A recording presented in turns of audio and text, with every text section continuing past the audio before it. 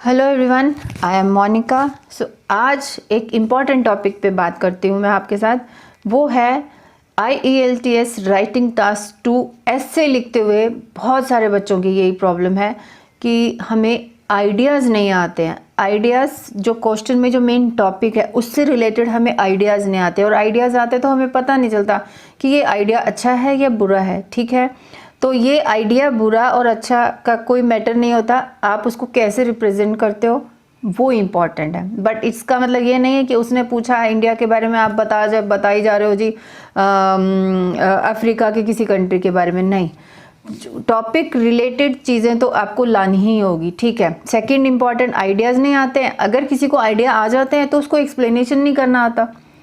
ठीक है, वो भी आ गया किसी को प्रैक्टिस के साथ। थर्ड एक और प्रॉब्लम आती है, हमें आइडियाज़ भी आ जाते हैं, एक्सप्लेनेशन भी आ जाती है, हम उसको जल्दी से लिख नहीं पाते। We can't write it quickly. अब आप क्विकली नहीं लिख पा रहे हो ना, तो मतलब आप फोकस्ड पर्सन नहीं हो, आपको आइल्स एग्ज़ाम क्लियर ही नहीं करना है।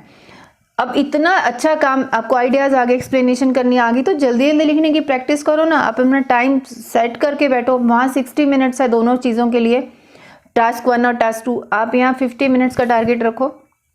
फर्स्ट डे आप पूरा नहीं लिख पाएंगे, कोई बात नहीं। सेकंड डे थोड़ा और ज़्यादा जल्दी करोगे, थर्ड डे और जल्दी करोगे।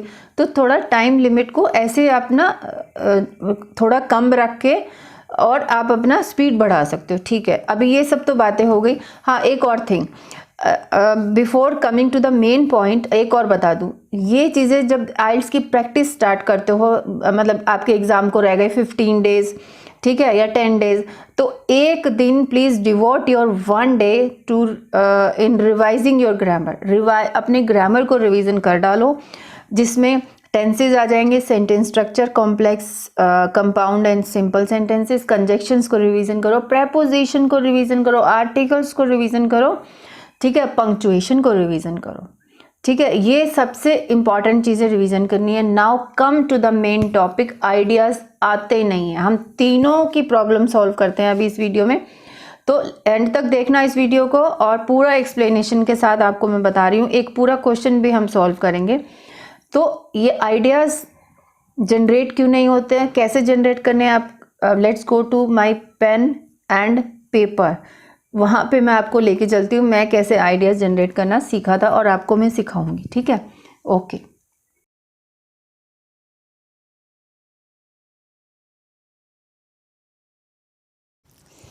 तो चलो बात करते हैं।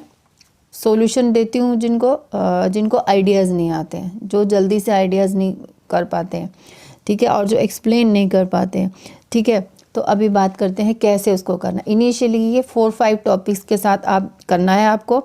शुरू में ये 4-5 टॉपिक्स के साथ आप करके देखो, उसके बाद आपको फिर ये आइडियाज़ आने शुरू हो जाएंगे। तो पहले एक मैं टॉपिक लेती हूँ, और जो कि ये बहुत ही कॉमन सा टॉपिक है, एजुकेशन रिलेटेड जो है, ये काफ़ी आता है अपने वहाँ पे। ठीक है, तो इसके ऊपर अब हमें क्या निकालना है, इसके ऊपर अभी हम कैसे हम आइडियाज़ जनरेट कर सकते हैं। 4-5 टॉपिक्स उठाओ, और मैं टॉपिक्स भी मैं बता दूंगी आपको। उन टॉपिक्स को थोड़ा ब्रेनस्टॉर्मिंग करो। ये थोड़ा आपको हैबिट हो जाएगी कि कोई भी टॉपिक को आप सडनली उठाकर उसके ऊपर कैसे कैसे और पॉइंट्स निकाल सकते हो। तो एजुकेशन है, एजुकेशन को लेते ही हमारे सबसे पहले दिमाग में क्या आता है, एक तो प्राइमरी स्कूल होता है। ठीक है, ठीक है, प्राइमरी स्कूल होता है। उसके हम इसको और भी डिटेल में बात करेंगे, उसमें ये किंडरगार्टन हो गया जैसे। ठीक है, ये हमारे दिमाग में आई, जो जो आपको दिमाग में आता है सबसे पहले उसको लिख दो। फिर हायर स्कूल आ गया, मेरे साथ साथ प्रैक्टिस कीजिए आप। हायर स्कूल, ठीक है, सेकेंडरी स्कूल, इनकी बात आ गई। उसके बाद हम बात करते हैं कॉलेजेस की। एजुकेशन में तो कॉलेज भी आएगा। ठीक है, यूनिवर्सिटीज़ हो गया मीन्स। ठीक है, अब इधर बात करते हैं, आप स्कूल है तो करिकुलम भी होगा। ये साथ साथ में देखिए, आप मेरे साथ साथ में प्रैक्टिस कीजिए। ठीक है, ये थोड़ा पेन, करिकुलम, ओके। करिकुलम है तो अब हम इसमें सब्जेक्ट्स की बात कर सकते हैं, जैसे कॉमर्स हुआ, साइंस सब्जेक्ट्स हुए, ठीक है, मेडिकल, नॉन मेडिकल, अभी आप आइल्स के अकॉर्डिंगली प्लान नहीं कर रहे हो, मैं आपको सिर्फ ये बता रही हूँ कि आइडियाज़ कैसे जनरेट करते हैं। कोई भी लो टॉपिक बीच में और उसके रिलेटेड जो भी दिमाग में आता हो लिखो, कि 5 ऐसे मेरे साथ कर लोगे ना, आपको कोई क्वेश्चन में आपको प्रॉब्लम नहीं आएगी कि आपको आइडियाज़ जनरेट नहीं होते। पहले इसी का सॉल्यूशन लेते हैं पहले, फिर एजुकेशन के रिलेटेड और क्या हम सोच सकते हैं। यस उसके बाद हम सोचेंगे एंड रिज़ल्ट क्या होता है, जॉब मिलती है, ठीक है। एजुकेशन से हमारी स्किल्स डेवलप होती हैं, ठीक है, और वो टेक्निकल भी हो सकती हैं, टेक्निकल स्किल्स, कैसी भी स्किल्स हो सकती है, ठीक है। उसके बाद बात करते हैं टीचर स्टूडेंट रिलेशनशिप, टीचर और स्टूडेंट होते हैं एजुकेशन में, ठीक है, इनकी, ठीक है। उसके बाद ये जो चाइल्डहुड एजुकेशन जो है, इसमें मॉरल वैल्यूज़ सिखाई जाती हैं एजुकेशन के टाइम पे, ठीक है। और क्या हम एजुकेशन के बारे में, डिग्रीज़ मिलेंगी, कॉलेज है तो हमें डिग्रीज़ मिलेंगी बाद में, ठीक है, ठीक है, कॉलेज है तो डिग्री है। और हम एजुकेशन के बारे में क्या लगा सकते हैं, ठीक है। अब ये टीचर स्टूडेंट है, जैसे अभी बच्चा छोटा उसमें है तो हम एजुकेशन के रिलेटेड कौन एजुकेशन लेगा, टीचर हो गया। एक स्टूडेंट के लिए थोड़े वर्ड्स देख लेते हैं, यंगस्टर्स आ जाएगा, ठीक है। फिर जुवेनाइल्स भी पढ़ने, ये जितने भी हैं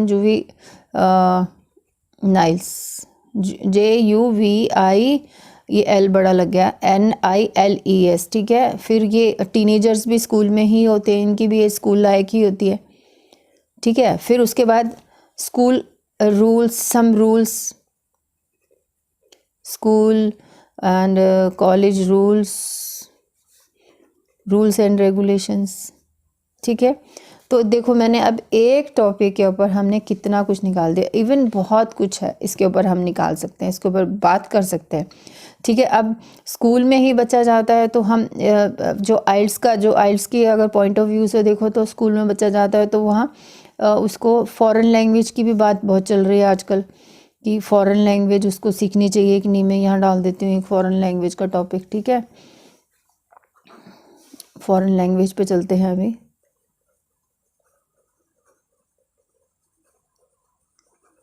और फिर कई बार बात हो रही होती है स्टूडेंट के एजुकेशनल, स्टूडेंट के ऊपर कितना एजुकेशनल प्रेशर होता है, ये देखो एजुकेशनल प्रेशर की बात हो रही होती है कि स्टूडेंट को इतना प्रेशर हो गया, ये हो गया, वो हो गया।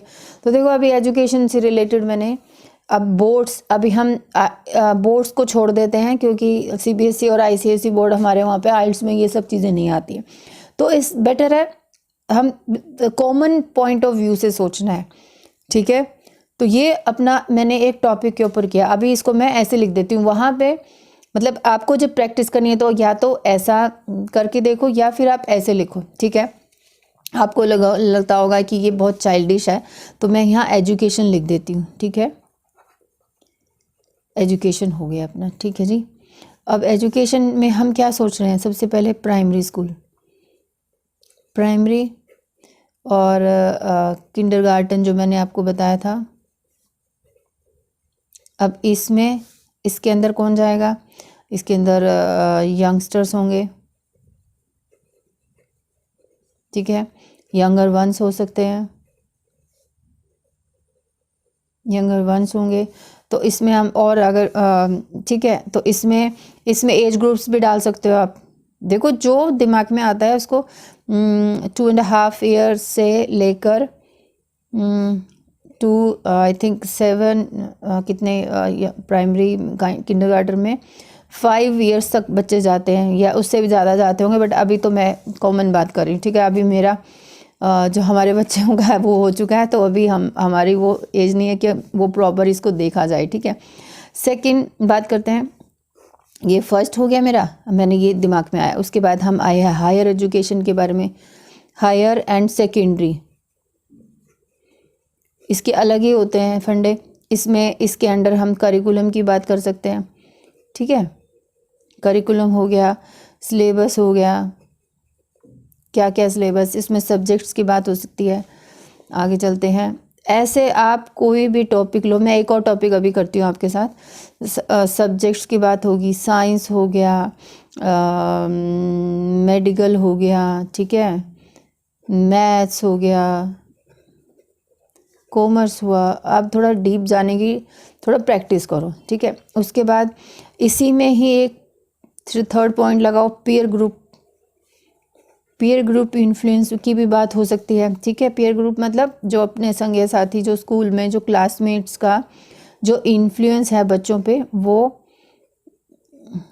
ठीक है। क्लासमेट्स इन्फ्लुएंस बच्चों के ऊपर सबसे ज़्यादा होता है, ठीक है। और स्कूल जाते हैं बच्चे तो क्या क्या उनको मिलता है स्कूल में? उनको मॉरल वैल्यूज़ और एथिक वैल्यूज़ सीखने को मिलती हैं। एथिकल जो वैल्यूज़ जो हैं वो भी हम टीचर सब कुछ सिखा सकती हैं, ठीक है। उसके बाद हम बात करते हैं हायर एजुकेशन पे आते हैं। हायर एजुकेशन, ठीक है। हायर एजुकेशन, इसमें क्या होगा? कॉलेज होंगे, ठीक है। इसमें कॉलेज होगा, इसमें यूनिवर्सिटीज़ की बात होंगी, इसमें फॉरेन यूनिवर्सिटी, फॉरेन स्टडी की भी बात हो सकती है, स्टडी अब्रोड की भी बात हो सकती है, ठीक है।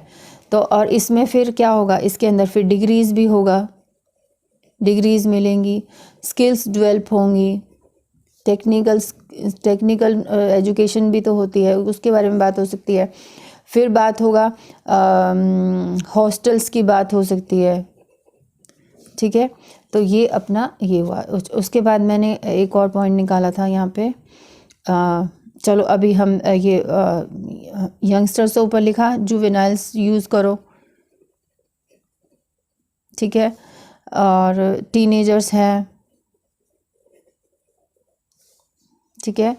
तो इसमें स्कूल गोयर्स, ये वोकेबलरी हो गई सब्जेक्ट से रिलेटेड, एजुकेशन से रिलेटेड, स्कूल गोयर्स, ठीक है। अच्छा, इस यूनिवर्सिटी के लिए हम बात कर सकते हैं टेरिशरी, TERRIT, और tertiary education means higher education, ठीक है। और अपना क्या बचा है? ये टीचर स्टूडेंट रिलेशनशिप जो हमने लिखा था, टीचर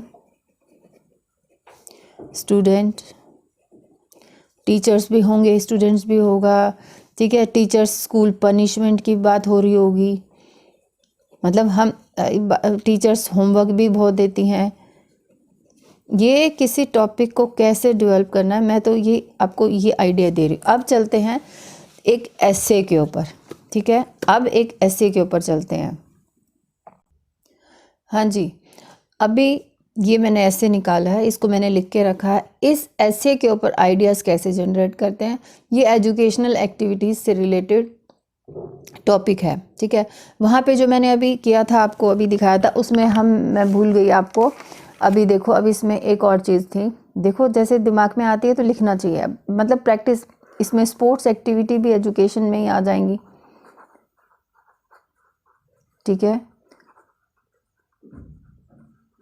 इट्स इम्पॉर्टेंट, ठीक है। अभी हम ऐसे पे चलते हैं। तो मैंने ये ऐसे एक इसके क्वेश्चन लिख के रखा है, इसको अभी हम कैसे करेंगे, इसके ऊपर हम आइडियाज़ कैसे जनरेट करते हैं, वो मैं पहले बताती हूँ। सबसे इम्पॉर्टेंट जो बात है, आपको क्या देखना है, सबसे पहले आपको क्वेश्चन पढ़ लिया, किस टाइप का ऐसे है, क्योंकि जो टाइप का ऐसे होगा उसी के बेसिस पे उसी टाइप में हम अपना आइडियाज़ जनरेट करेंगे, ठीक है। ये हमें पता है बोथ व्यूज़, मतलब क्वेश्चन के अंदर 2 व्यूज़ हैं, ठीक है। बोथ मतलब 2 हो गया, 2 व्यूज़। हमने अब ये मत समझना कि 6.5 बैंड वाले या 7 बैंड वाले कर रहे हैं, ये बच्चों वाली बात है।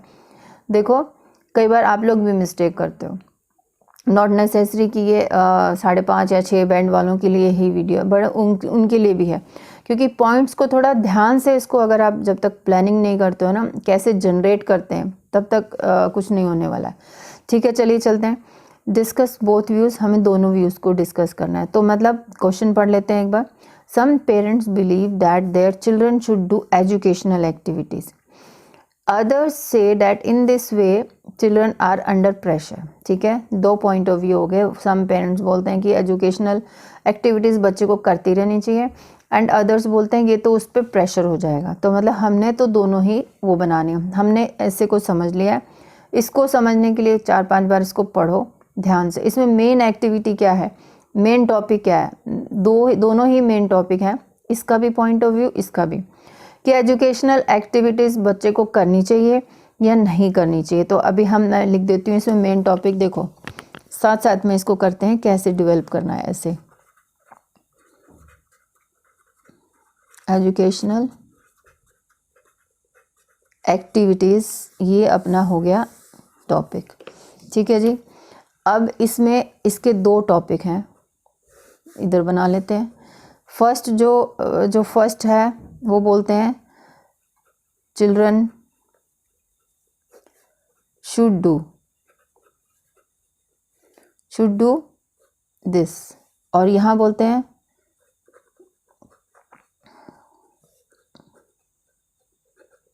शुड नॉट डू और प्ले, शुड डू और प्ले हाई एजुकेशनल एक्टिविटी। ठीक है, ये कह रहा है वो एक्टिविटीज़। ठीक है, ये तो बोल रहा है यस, यहाँ बोल रहा है वो नो। देखो अब क्वेश्चन को समझने के ऊपर बात है, आप कैसे इसको समझते हो मैं बता। अब ये तो आपको सिंपल चीज़, आपको ये तो मैडम बहुत सिंपल है, आगे बताओ जी, आगे भी चलते हैं अभी। चलो आगे चलिए अभी आप इसके अंदर अब कैसे पॉइंट निकालने हैं। ठीक है, मैं बताती हूँ आपको, थोड़ा पेन चेंज कर लेते हैं। ठीक है, वो जो पेरेंट्स बोलते हैं चिल्ड्रन को खेलना चाहिए, अब आप खुद सोच के देखो, हिंदी में सोच के देखो, अपने मदर टंग में सोच के देखो, पंजाबी में सोचो, हिंदी में सोचो, इंग्लिश में सोचो, जिस मर्जी में सोचो, पॉइंट्स को निकालना आना चाहिए। कैसे एजुकेशनल एक्टिविटीज़ खेल कर, मतलब आपको अपने व्यूज़ देने हैं, पहले तो इनका व्यूज़ करना है, उसके बाद अपना भी देना है। अपना बाद में देंगे, पहले हम इसके ऊपर पॉइंट निकालते हैं। तो जो बोल रहे हैं कि चिल्ड्रन शुड डू, मतलब मैंने ये अपनी तरफ से डाल दिया, मतलब कहने का यही मतलब है कि एजुकेशनल एक्टिविटीज़, अगर वो एजुकेशनल एक्टिविटीज़ करते हैं उसका फ़ायदा क्या है, उससे होगा क्या, उससे क्या होगा। सबसे पहला पॉइंट है, उससे बच्चा मेरे हिसाब से तो इंटेलिजेंट बनेगा। ठीक है, इंटेलिजेंट बन जाएगा, एंड उसका माइंड शार्प माइंड होगा। मैंने पहले दिमाग में आते ही सबसे पहले मेरा दिमाग में ये आया कि हमने, वो कह रहा है कि कुछ पेरेंट्स कहते हैं कि बच्चों को खेलनी चाहिए एक्टिविटीज़, ये एजुकेशनल, दूसरी नहीं educational. Educational means copy pencil लेके, या वीडियो गेम्स जो एजुकेशनल रिलेटेड है, या कुछ पजल्स होती हैं, वो बच्चे को खेलनी चाहिए। तो उससे क्या होगा, इंटेलिजेंट बनेगा बच्चा, शार्प माइंड होगा। ठीक है, अभी इसमें हम एग्जांपल दे सकते हैं। अब एग्जांपल क्या डाल सकते हैं आप बताओ मुझे। जब हम ये इसके साथ साथ में एग्जांपल भी लिख देती हूँ मैं, जैसे पजल्स, ठीक है, एंड लैंग्वेज स्पेलिंग रिलेटेड कुछ वीडियो गेम्स होती हैं, स्पेलिंग रिलेटेड वीडियो गेम्स होती हैं, बहुत सारी होती हैं, मेरे को अभी यही 2 याद आ रही हैं। ठीक है, तो मैं यही 2 लिख रही हूँ। ठीक है, तो पजल्स और ये होंगे। अच्छा, उसके बाद होगा, फिर उसके बाद मेरा बच्चा अगर एजुकेशनल एक्टिविटीज़ करता है स्कूल के अलावा, तो वो इंटेलिजेंट होगा, उसका शार्प माइंड होगा। इसकी वजह से क्या होगा, सेकंड पॉइंट मैं क्या लिख सकती हूँ यहाँ पे, सेकंड पॉइंट ये होगा कि जब वो इंटेलिजेंट होगा और दिमाग तेज हो जाएगा, तो उसके नंबर, उसके मार्क्स जो हैं वो हाई होंगे, मार्क्स। ठीक है, ही विल स्कोर हाई। ठीक है जी, ये एक और हो गया आपका भी, ये एक और पॉइंट आ गया। तो वो उसको स्कॉलरशिप भी मिल सकती है। फ़ायदा क्या होगा, ये देखो, स्कॉलरशिप के लिए भी एलिजिबल हो जाएगा वो। ठीक है, तो ये मैंने लिख दी उसकी, साथ साथ में एग्जाम्पल भी हो गई उसकी। ये तो मैं ऐसे ही बता रही हूँ आपको, प्लानिंग कर रही हूँ, मतलब अब ये मत समझना मैडम इतना गंदा लिखती है। तो प्लानिंग के टाइम पे तो सबका यही हाल होता है। अब मैं पेंसिल से लिख नहीं सकती हूँ बिकॉज फिर पेंसिल से आप लोगों को दिखेगा नहीं, ठीक है। तो अब हम सेकंड उस पर चलते हैं, पॉइंट ऑफ व्यू पे। एक पैराग्राफ में ये 2 पॉइंट्स हम अच्छे से एक्सप्लेन कर देंगे with the help of templates, ठीक है। टेम्पलेट्स कम से कम, जो टेम्पलेट्स ढंग से जो लर्न की इस ऐसे के लिए होंगे, तो वो टेम्पलेट अपने पास कम से कम 130 वर्ड्स तो कवर करते हैं टोटल ऐसे में। 130 के बाद बचे कितने, हार्डली आप 250 करने होते हैं, लेकिन 250 नहीं लिखना, अपने को 270 लिखना है। तो उसके बाद 125 130 140 वर्ड्स तो हम इजीली कवर कर सकते हैं ऐसे ऐसे एग्जाम्पल देके। चलिए अब सेकंड पॉइंट ऑफ व्यू पे चलते हैं। सेकंड पॉइंट ऑफ व्यू में क्या लिखना है।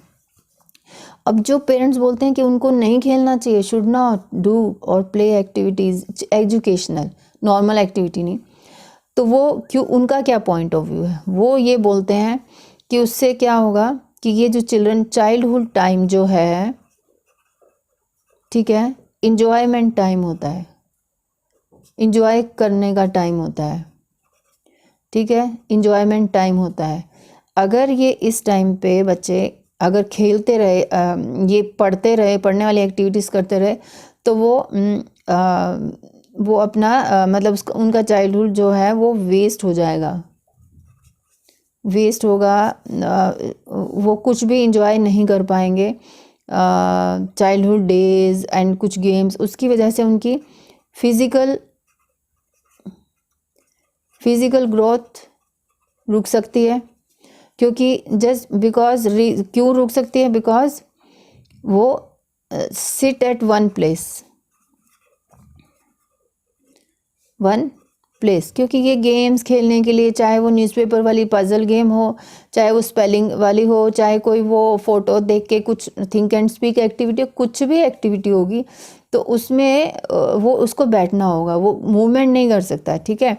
चाइल्डहुड टाइम वेस्ट होगा, ये तो गोल्डन टाइम होता है, ठीक है, बच्चे का। तो ये वेस्ट वाली बात हो रही है। इस टाइम पे ना वो फैमिली लाइफ एंजॉय कर पाएगा, ना वो बाहर घूम पाएगा। तो वो सेकंड उसकी वजह से क्या होगा, उसकी फिजिकल ग्रोथ नहीं हो पाएगी, ठीक है, no physical growth, sit at one place. तो उससे उसको डिजीज़ भी लग सकते हैं, ठीक है, डिजीज़ का भी प्रॉब्लम आ सकता है, ठीक है। तो इसमें हम एग्जाम्पल क्या देंगे, एग्जाम्पल डिजीज़ में जैसे ओबेसिटी हो जाएगी बच्चों को, एग्जाम्पल, ठीक है, जैसे नहीं, ओ ये तो मैंने स्पेलिंग गलत लिख दी, ये मैं लिख देती हूँ, ओबेसिटी।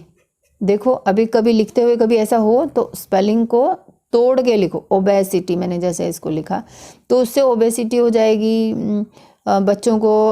और क्या हो सकता है, शुगर की प्रॉब्लम भी हो सकती है, यह सबसे बड़ी प्रॉब्लम आईसाइट की प्रॉब्लम, ठीक है, आईसाइट की भी प्रॉब्लम हो सकती है। तो मैंने अपने पॉइंट्स अब डेवलप किए, ठीक है। अब इनको कैसे एग्जीक्यूट करना है वो भी बता देती हूँ मैं आपको। क्वेश्चन अपना ये था, देखो अभी। अब थर्ड जो जिनकी प्रॉब्लम है कि आइडियाज़ तो आ जाते हैं जी हमें, लेकिन हमें वो उसको एक्सप्लेन नहीं करना आता। एक्सप्लेन कैसे करना है बताओ।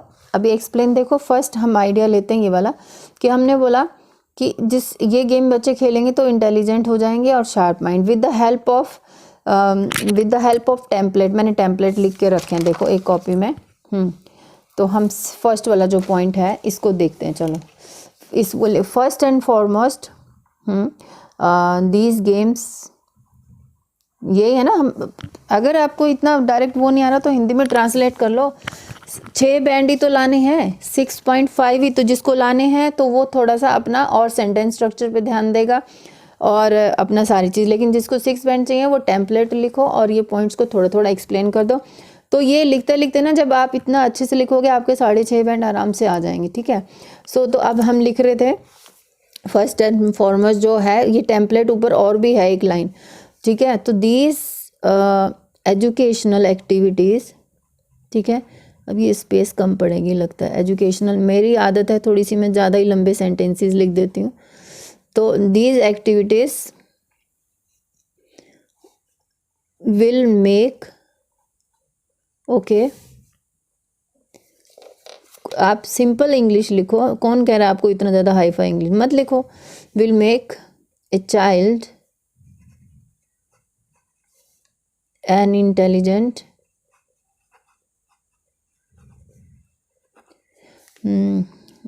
स्टूडेंट, ठीक है, एंड उसके बाद और क्या लिखा था, पीछे पॉइंट देखते हैं अभी हमने क्या लिखा था, पीछे तो देखना ही होगा ना। तो ये देखिए अभी पीछे मैंने क्या लिखा था, इंटेलिजेंट, हाँ इंटेलिजेंट एंड फिर लिखते हैं and can develop his sharp mind, can develop his sharp mind, और आप ऐसे भी लिख सकते हैं can develop his mind as a sharp, ठीक है। अपने ढंग से आप इसको लिखो। एज ए रिजल्ट, रिजल्ट क्या होगा, जस्ट अ मिनट, हाँ इसी को, सॉरी इसको मैं काटती हूँ, अब मैं पेन से लिख रही हूँ ना तो थोड़ा सा गड़बड़ है। तो जब ये इंटेलिजेंट हो जाएगा तो as a result he can develop, child है, चाइल्ड की बात करें ना, तो he can develop his brain, brain लिख देती हूँ मैं, अपने माइंड का अच्छा वर्ड डाल दिया, हिज ब्रेन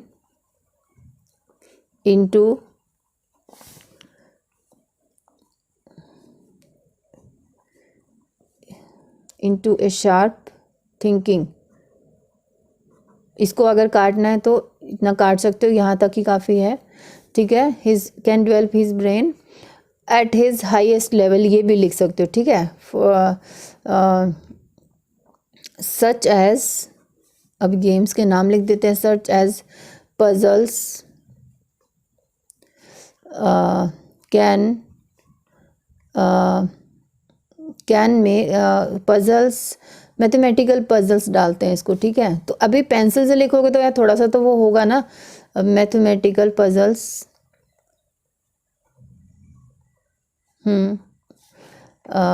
कैन हेल्प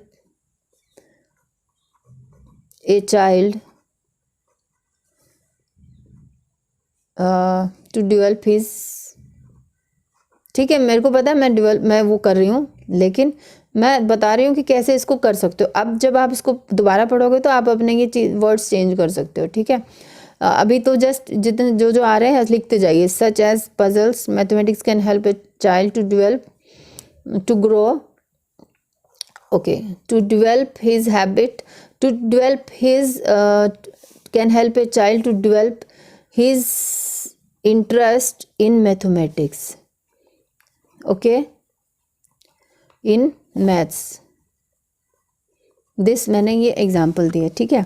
इसमें मैथ्स नहीं लिखना है, इसमें मैथमेटिक्स लिखना है। फिर सेकंड पॉइंट को आप डेवलप करोगे, इसके मार्क्स अच्छे आएंगे। तो आपने देखो, मैं पीछे दिखा देती हूँ अपना सेकंड पॉइंट क्या था, ये देखो अभी आप। सेकंड पॉइंट हमने यहाँ लिया था, उसके जब इंटेलिजेंट होगा बच्चा तो मार्क्स ज़्यादा आएंगे, मतलब स्कोर उसके हाई हो जाएंगे, और जिसकी वजह से उसको स्कॉलरशिप मिल सकती है, स्कॉलरशिप भी मिल सकती है, ठीक है। तो अभी चलते हैं नेक्स्ट। नाउ अब क्या लिखना है, सो यहाँ से फिर अब शुरू करते हैं। ये तो मैथ्स वाला तो ऊपर वाला एग्जाम्पल है। अब ये पेन से लिख रहे हैं तो ऐसे ही होता है ना, पेंसिल से ही लिखना चाहिए। So with the help of, secondly with the help of ये एजुकेशनल एक्टिविटीज़, बिकॉज क्वेश्चन में तो यही था ना, एजुकेशनल एक्टिविटीज़ और games, you can just put it here, activities, a child, child again child नहीं लिखना, तो मतलब लाइक एक बार इसको लिखना सीखो, फिर आप उसको चेंज करके, इरेज करके आप सिनोनिम, सिमिलर वर्ड्स यूज़ करोगे। पहले एक बार ऐसे ही लिख लो, a student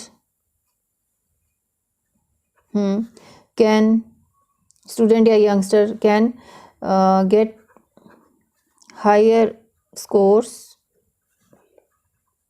okay, higher scores and can get higher scores in his school, and he may be, देखो अभी जगह भी कम पड़ रही है, देखो जैसे जैसे दिमाग में आता है उसको लिखते जाइए। And he may be eligible for scholarships, okay. Scholarships like इसमें कुछ अगर आपको पता है कोई स्कॉलरशिप की कोई एग्जांपल, तो like national scholarship and international scholarships, you can just write it here, ऐसे इतना ही लिख दोगे तो भी काफ़ी है। नाउ ये हो गया। अब कॉन्सिक्वेंटली क्या होगा, ओवरऑल ये हमने 2 पॉइंट लिखे।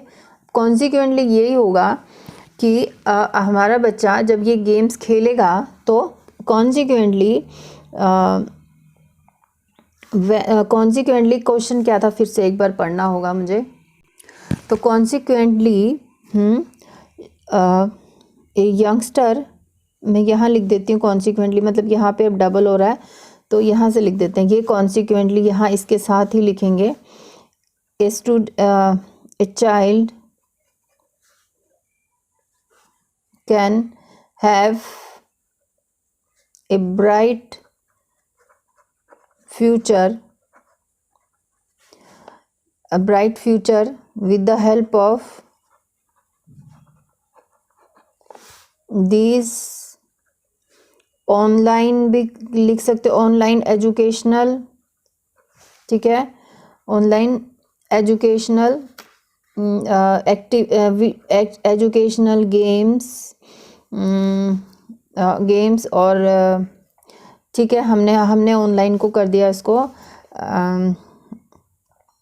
एंड ही कैन गेट, ठीक है। तो इतना ही काफ़ी है, बस ज़्यादा एक्सप्लेन नहीं, इसमें काफ़ी हो जाएगा अपना, ठीक है। और चाहते हो तो he can get his computer exposure, he can get his as well as,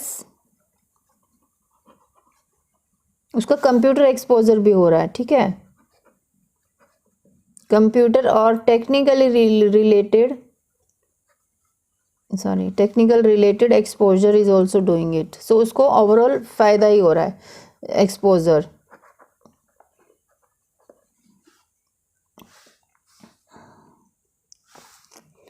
as well as computer related exposure in his early age, ठीक है।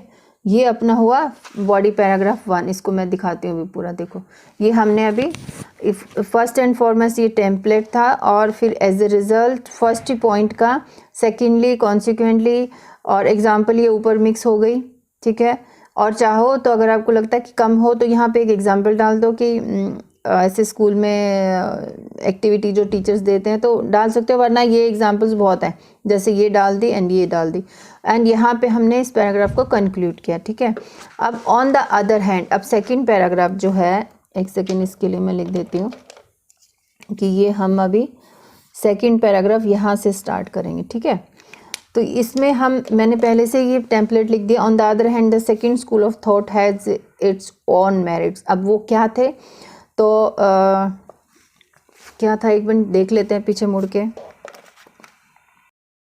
तो अभी ये सेकंड इसके ये थे, देखिए अभी आप, हमने ये लिखा था सेकंड थॉट, जो बोलते हैं जो बच्चों को नहीं खेलना चाहिए ये वाली एजुकेशनल एक्टिविटीज़, क्यों नहीं होना चाहिए, क्योंकि उससे वो बोल रहे हैं प्रेशर बढ़ता है। तो चाइल्डहुड टाइम जो है वो इन्जॉयमेंट का टाइम है, वो वेस्ट होता है, ठीक है, उनके ऊपर बर्डन हो जाता है, तो फिजिकल ग्रोथ नहीं हो पाएगी क्योंकि वो एक जगह पे बैठे हैं। तो हम इन पॉइंट्स को लेके वहाँ पे डेवलप करते हैं, ठीक है। सो ऊपर हमने मेरिट्स लिखे हैं, तो यहाँ पे हम लिखेंगे डीमेरिट्स, क्योंकि डीमेरिट्स ही हुआ ना एजुकेशनल, अगर स्कूल में भी एजुकेशनल काम हो रहा है और यहाँ पे भी घर पे भी वो एजुकेशनल एक्टिविटीज़ ही चल रही है, तो वो फैमिली लाइफ, अपना चाइल्डहुड को कैसे एंजॉय करेगा, ठीक है। तो उसमें तो सबसे पहले हमें क्या लिखना है, educational activities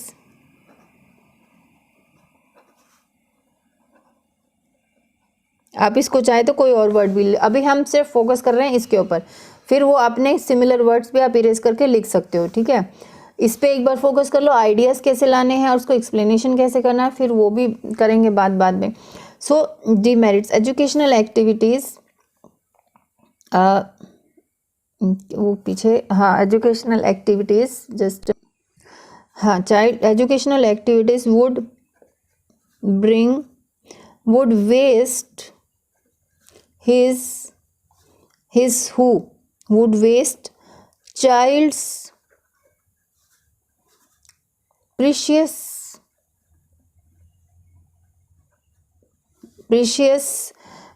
childhood days, okay, वो उससे वेस्ट हो जाएंगे उसके चाइल्डहुड डेज, दे ही, अब चाइल्ड अकेले की बात करें, he cannot enjoy his golden days, okay, his golden days with his family, okay, with his family, hence, अब इसका क्या निचोड़ा है, अच्छा, तो इसका हमने वेस्ट होगा, और पॉइंट और क्या था, बिकॉज पॉइंट को आपको सामने रखना होगा, मैंने मिस्टेक किया कि दूसरे पेज पे लिख लिया, तो वेस्ट हो जाएगा, उसका चाइल्डहुड वेस्ट हो जाएगा, ठीक है। एंड हैंस उसका रिजल्ट यही होगा, तो यहाँ से, बल्कि इनफैक्ट यहाँ पे हैंस होना चाहिए था, यहाँ पे hence he can not enjoy his golden days, तो हैंस यहाँ लगाया मैंने, ठीक है, यहाँ पे मैंने हैंस लगा दिया, यहाँ इसको मैंने काट दिया है, तो ये है। अब इसमें एग्जाम्पल आप यहाँ या तो यहाँ डालो, ठीक है, या तो यहाँ डालो एग्जाम्पल, या यहाँ डालो, कहीं पे भी डाल सकते हो। तो ये हो गया। तो अभी उसके बाद बात कर रहे थे वो कि वो मोर ओवर, अब सेकंड पॉइंट पे फोकस करते हैं। अगर इस पे ज़्यादा नहीं है तो इस पे मैं इतना ही लिख पा रही हूँ, और भी हम कर सकते हैं डेवलप, कोई दे सकते हो आप अपना कोई और एग्जाम्पल, ठीक है। तो गैप नहीं छोड़ना है, ये तो मैंने पहले से ही लिख लिया था इसलिए ऐसा हो रहा है। So moreover these games can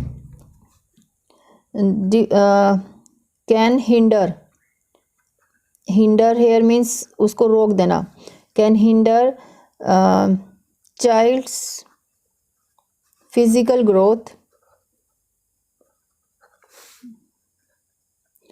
अगर आपको हिंडर मुश्किल लग रहा है तो हम यहाँ कैन डिक्रीज नहीं, can stop child's physical growth, can slow down मतलब स्लो कर देगा, ठीक है, कैन स्लो डाउन। इजी से इजी मैं डाल रही हूँ आपको ताकि समझ में आए, और ऐसा नहीं है कि हम लोग भी इतने वो नहीं है, बट येस हमें अगर कॉमन वर्ड्स के हमें सिनोनिम आते होंगे तो हम बार बार ये चाइल्ड नहीं लगाएंगे, और यहाँ पे भी आप कुछ और भी, जैसे मैंने हिंडर लगाया, मुझे याद था तो मैंने लगा दिया, ठीक है। जितनी ज़्यादा प्रैक्टिस करोगे, जितने ज़्यादा कॉमन वर्ड्स के आप सिनोनिम्स लर्न करोगे, सिमिलर वर्ड्स लर्न करोगे, वो आप राइटिंग में यूज़ कर सकते हो। These games can slow down child's physical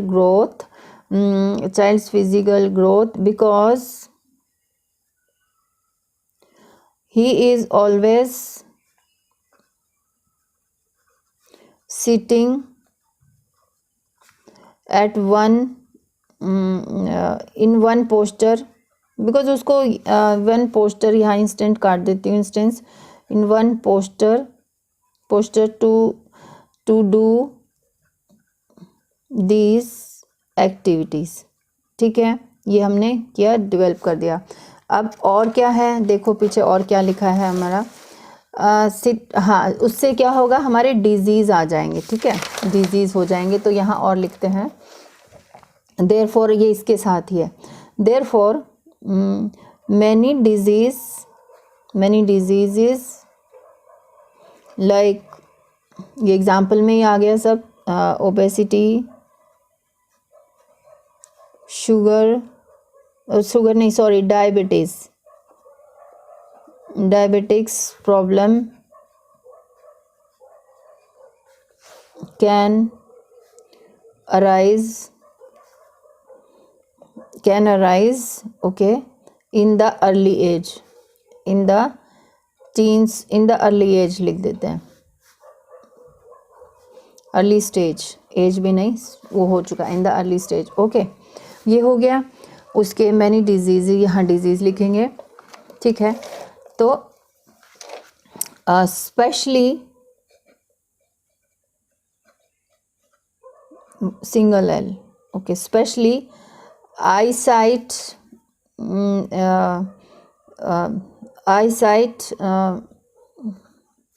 eyesight problem can emerge, like can arise, okay. ये आईसाइट की, स्पेशली आईसाइट की प्रॉब्लम हो जाती है बिकॉज बच्चे जब वो खेलते हैं वीडियो गेम्स, सब्जेक्ट रिलेटेड या एजुकेशनल कुछ भी जो भी खेलते हैं तो उससे ये प्रॉब्लम आ जाती है, ठीक है। तो ये बीच बीच में हमने ये एग्जांपल भी डाल दी, देयरफॉर हमने उसी में ही डाल दिया, एग्जांपल कम अपना रिजल्ट भी डाल दिया। सो दस ये हमने, ये सेकंड पैराग्राफ ये यहाँ से था, देखिए। On the other hand the second school of thought had this on educational activity would waste child's precious golden days, या अपना वो लगाओ, hence he cannot enjoy his golden days with his family, ठीक है। Moreover, these games can slow down child's physical growth because he is always sitting in one posture to do these activities, okay। So therefore many disease like can arise in the early stage or can arise, अच्छा ये same हो गया। So eyesight problem is the most, especially eyesight problem is the most common problem, is the most common among school students, okay. तो ये हमारा हो गया second. ये देखो अभी आप, मैंने ये लिखा है, इसको पूरा देखो अभी आप, मैं छोटा करके दिखाती हूँ। अब ये हमने पॉइंट्स डेवलप किए और यहाँ पे हमने कैसे इसको एक्सप्लेन कर दिया, ठीक है। ये तो हमने 2 पैराग्राफ्स को कैसे एक्सप्लेन किया है। अब इसमें यहाँ पे एक और एग्जाम्पल डालो, एग्जाम्पल आप खुद से सोच के लिख सकते हो, ठीक है। तो ये मैंने आपको सारा एक्सप्लेन कर दिया कि कैसे एक ऐसे को लिखना है। ये अब ऐसे को आप टेम्पलेट की हेल्प से आप लिख के भेज सकते हो मुझे कमेंट सेक्शन में, ठीक है। होपफुली आपको ये तरीका समझ में आया होगा कैसे हम एजुकेशन को लेके, मतलब मैंने एक टॉपिक को लिया, आप और भी टॉपिक्स को लेके कर सकते हो। तो आगे और वीडियोस में डिफरेंट टॉपिक्स बनाऊंगी आगे आने वाली वीडियोस पे। आज एजुकेशन के ऊपर बात किए, ये एजुकेशन का एक तो, ये तो मैंने कुछ भी उठाया था, आप कोई भी 5 टॉपिक्स उठाइए, जैसे एजुकेशन हो गया, आप ले लो, आप और बात करती हूँ, जैसे आप स्पोर्ट्स ले लो, ठीक है, स्पोर्ट्स ले लो, ठीक है। उसके बाद बात करो आप, काफ़ी टॉपिक्स तो बहुत हैं यार, स्पोर्ट्स वाली एक्टिविटीज़ हो गई, टूरिज़्म के ऊपर बहुत आता है, ठीक है, टूरिज़्म के ऊपर भी आ जाता है, सॉरी। एंड जैसे इसमें चाइल्ड डेवलपमेंट के ऊपर कुछ भी उठा लो आप, कुछ भी। मैं तो चाह रही थी कि इसी से रिलेटेड आप टॉपिक्स उठाओ। टॉपिक एजुकेशन का ये एक अकेला नहीं है, तो हायर स्टडी अब्रॉड का भी बहुत आता है कि बाहर पढ़ते हैं बच्चे तो उनका क्या एक्सपीरियंस रहता है, ठीक है। तो ये भी है, बहुत सारे टॉपिक्स, कोई भी टॉपिक उठाओ, आपने ऐसे उठाओ, उसका कॉमन टॉपिक निकालो और पॉइंट्स को ब्रेनस्टॉर्म करो, लिखो, फिर क्वेश्चन को पढ़ लो। 5 टॉपिक अगर आप ऐसे कोई भी टॉपिक उठा लो, नॉट कुछ भी उठा लो, ठीक है, उनसे रिलेटेड ऐसे पहले ब्रेनस्टॉर्मिंग करो, ऐसे पॉइंट्स लिखो, और फिर 5-6 के बाद आपको खुद कॉन्फिडेंस आएगा, आप खुद से अपने ऐसे लिखा करोगे, ठीक है। Thank you so much.